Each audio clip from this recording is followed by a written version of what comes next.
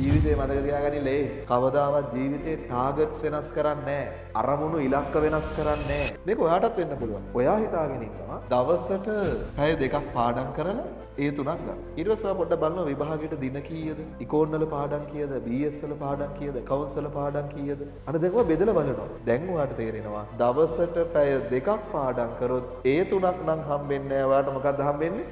S3ක් හම්බෙන්නේ. දැන් මෙහෙම වුණොත් ඔයා මොකද කරන්නේ? ඔව් සර් ඉතින් මේ ඔක්කොම ප්‍රශ්න අපේ අපේක්ෂාව නිසා මේ ඔක්කොම දුක සර් නේද? දැන් ඔයාට උන බුදුදහමේ තියෙනවා මතක් වෙනවනේ. බුදුහාමුදුරුවෝ සර් දේශනා කරා මේ තණ්හාව තමයි මේ සියලුම දේට මුල. අපි සර් මේ ඒ තුනකට අපේ හිතේ අධික තණ්හාවක් තියෙනවා. ඒ තණ්හාව නිසා තමයි මේ වගේ කාර්ය සාධන පරාසයක් ඇති වෙලා අපිට ජීවිතේ දුකක් දැනෙන්නේ. ඉතින් සර් මේ දුක නැති කරගන්න අපිට තියෙන හොඳම කෙටිම මාර්ගය තමයි තණ්හාව නැති කරනවා. තණ්හාව නැති කරාම සර් අපි අපේක්ෂා කරන්නේ S3 අපිට ඇත්තටම හම්බෙන්නේ S3. දැන් එහෙනම් සර් මොන පරාසයක් නැද්ද? කාර්ය සාධන පරාසයක් නැහැ. එහෙමද? බොන් කතා කියන්න එපා. ජීවිතේ මතක තියාගනින්නේ කවදාවත් ජීවිතේ ටාගට්ස් වෙනස් කරන්නේ නැහැ.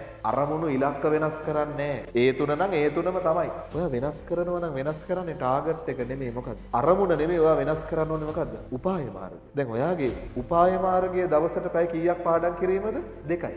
ඉලක්කය ඒ 3යි. එහෙනම් වෙනස් කරන්න ඕනේ ඉලක්කයද උපාය මාර්ගයද? උපාය මාර්ගයයි වෙනස් කරන්නේ. ඔයා එහෙනම් බලනවා දවසට පැය 2ක් පාඩම් කරලා හරියන්නේ නැහැ. දවසට පැය 8ක් පාඩම් කරනවා. අන්න දැන් දවසට පැය 8ක් පාඩම් කරොත් මොකක් හම්බ වෙනවද?